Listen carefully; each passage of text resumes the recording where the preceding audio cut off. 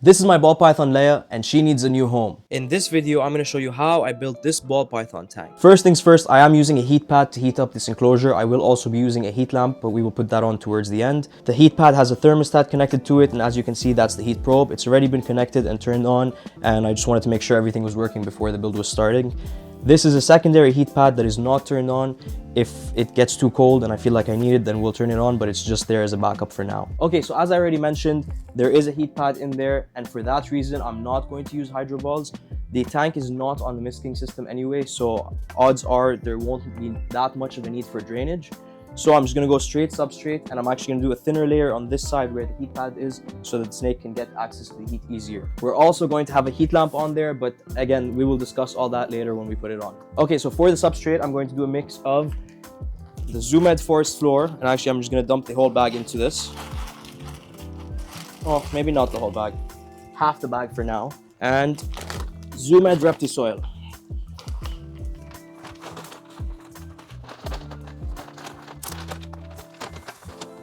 Okay, and I'm just gonna mix it right in the tank.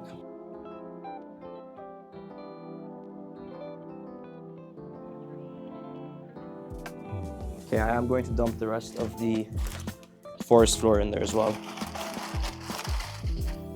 And again, as I mentioned, I left a thinner area around where the heat pad is just so the snake can sort of burrow down closer to the heat pad. I decided I was going to put the water bowl in next so that we can kind of build the hardscape around it, and I can still have access to it and be able to pull it in and out and make sure that it's easily accessible basically. Also, I want to say that this is not the most aesthetically pleasing looking water bowl. However, I did want something big, something that the ball python could fit into, and I just couldn't find anything that fit my needs. So for now, we're going to be using this tub. If in the future I find something that looks better, we'll replace it then. So water bowl is going in. I'm going to put it somewhere here in the right corner. Also, if you do have any suggestions for a better water bowl for ball pythons, let me know in the comments below, and yeah, I'll look into getting it. Thanks. Okay, now we can start with the hardscape. So obviously a ball python needs somewhere it can curl up and hide, and we're going to use this cork to kind of simulate a hide in the wild.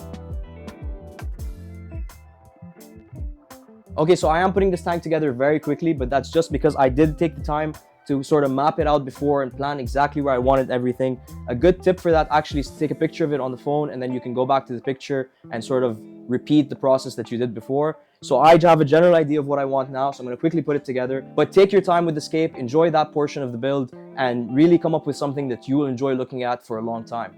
Okay, so I'm going to use these pieces of wood to kind of create height and basking areas for the snake. Whether it wants to climb and explore or whether it wants to get closer up to the heat lamp to bask, it now has that option.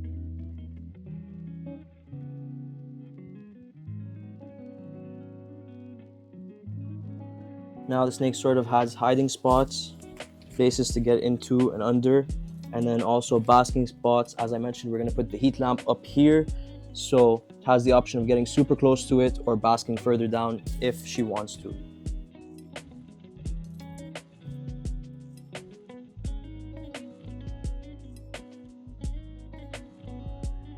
Okay, so the hardscape is complete. It's not perfect, it's not the most beautiful scape in the world, but I enjoy looking at it, and it's super functional for the snake. There's places to hide, there's places to bask. Everything it needs is available in the vivarium. Now we're going to try to plant it. I've heard from a lot of people that plants and ball pythons don't really go together, and that ball pythons will usually crush them or just completely destroy the plants. But I figured I'll give it a try anyway, and I'll let you guys know how it goes. Okay, so for plants, I'm going to use snake plants and the Dieffenbachia. We'll see how they hold up long term.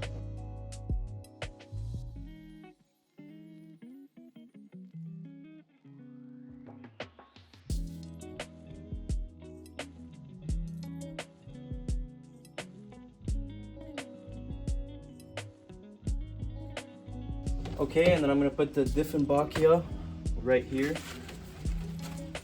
like that.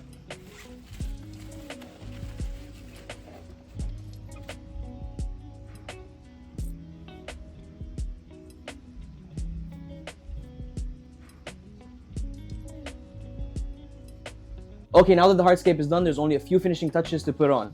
First of all, we're going to use this heat lamp, as I mentioned earlier. Now, this heat lamp can hold up to a 100-watt bulb, but we will only be using a 50-watt daylight basking spot for this top corner, which should create a heat spot in this area of around 90 degrees Fahrenheit. And for UVB, I will be using the 6% UVB bulb.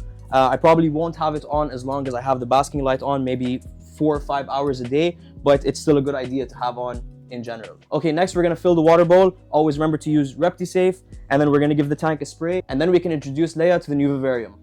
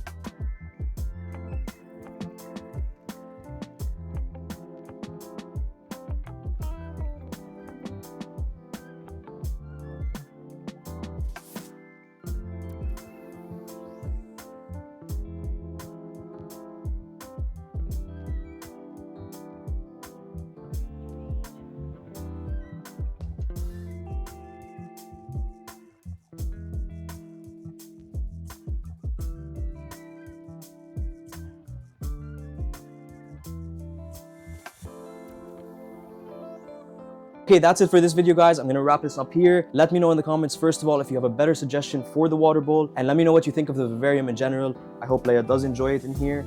If you have any questions, leave them in the comments as well. Subscribe to the channel, like this video, and we will see you on the next one.